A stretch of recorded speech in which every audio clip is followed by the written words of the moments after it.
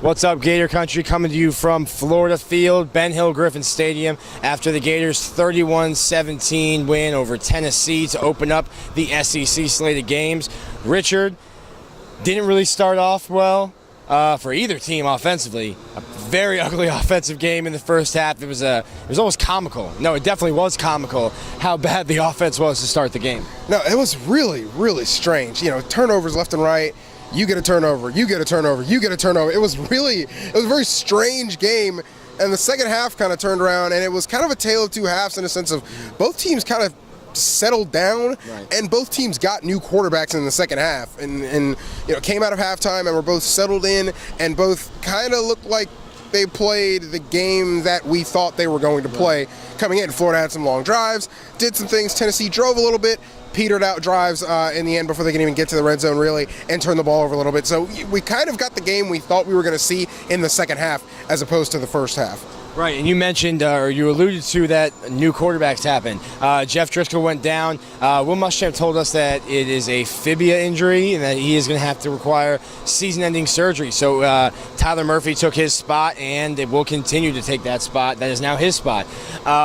Mac Brown said he felt like he got punched in the stomach when they heard about it at halftime, but the team really bounced back. Had some nice running plays. Tyler Murphy running the option, running the read option. I think you're going to see a lot of that from Florida's offense because that's something that Murphy does well. He reads that. He's a very effective runner. He's more elusive, more quick than Driscoll, and I think that's something you're going to see progress, and the playbook will open a little more, but I still think you're going to see more read option than we had seen with Driscoll. When I saw Tyler Murphy today, more than anything else, we saw the elusiveness, we saw the zone read, we saw the rollouts, that kind of stuff, the scrambling. I saw him sliding. Yeah. That is a huge deal. I think that's very important, cannot be overlooked. Tyler Murphy was very aware just of his surroundings, both in the pocket. There was one play where Solomon Patton didn't catch the ball, but Murphy rolled out to his left and kept his eyes downfield the whole time, felt the rush, let it go. Again, Patton didn't catch it, but the awareness is what you see from Tyler Murphy. That's really all you can ask for when you're thrown to the fire. Granted, the fire's not that hot against Tennessee, but he was thrown to the fire early in this game and was asked to do it, to be the guy. Yeah, and I think there was no deer in the headlights look for him. He came in, stayed calm, stayed poised. It probably helped that, he threw a pass that I think will go down as a 54-yard touchdown, but it might have been 56 yards after the catch because he throws a ball 2 yards behind the line of scrimmage to Solomon Patton. He takes it the distance. That's a way to get your confidence up in your first game. He's been here for 4 years. This was Tyler Murphy's first pass attempt tonight, and he goes on to finish the game 8 of 14 for 134 yards, 1 touchdown. Didn't turn the ball over. He had, I think, one or two fumbles, but Florida didn't lose any. So Tyler Murphy stood in front of us, just answered questions, talked about how great of an opportunity it is, and I think, Gators don't have a choice. That's their guy going forward, but I think that the team is in good hands. Defensively, Dante Fowler had himself a game. Started out, came out of the gates hot. Darius Cummings had a game. If you played defense for Florida, you had a game today. Everyone looked good. Yeah, I was impressed with Cody Riggs. Twice you saw him, there was one screenplay where he practically just walked into the backfield and lit the play up, and there was another play where he came on support and made a great tackle, negated the yards for the catch. Vernon Hargreaves was on Tennessee's best receiver today over a lot of the day, played very well. Vernon Hargreaves is not a freshman. We need to check his birth certificate. This is ridiculous. He cannot be 18 years old. Very impressive. He's okay at that whole football thing. Yeah, he's kind of figured that out.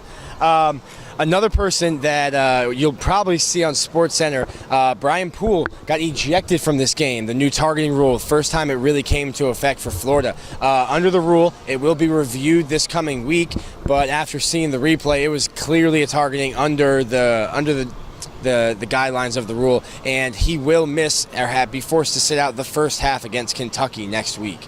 So you'll be without Poole. You're without Roberson today.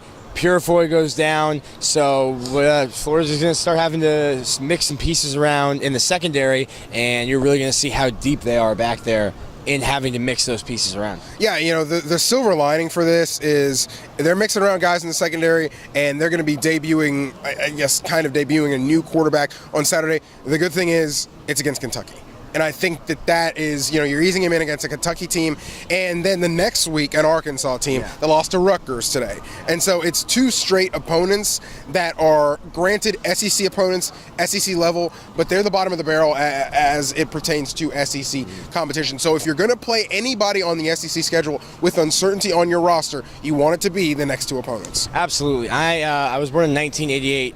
And why that is relevant is because I've never seen Kentucky beat Florida. It's been a long time since Kentucky's beat Florida. So it's good to see Florida be able to get not a bye week, but an easier test next week to be able to kind of work in these pieces, do some things in practice, try some new things next week. Like you said, Bielema went down, Arkansas went down to Rutgers today.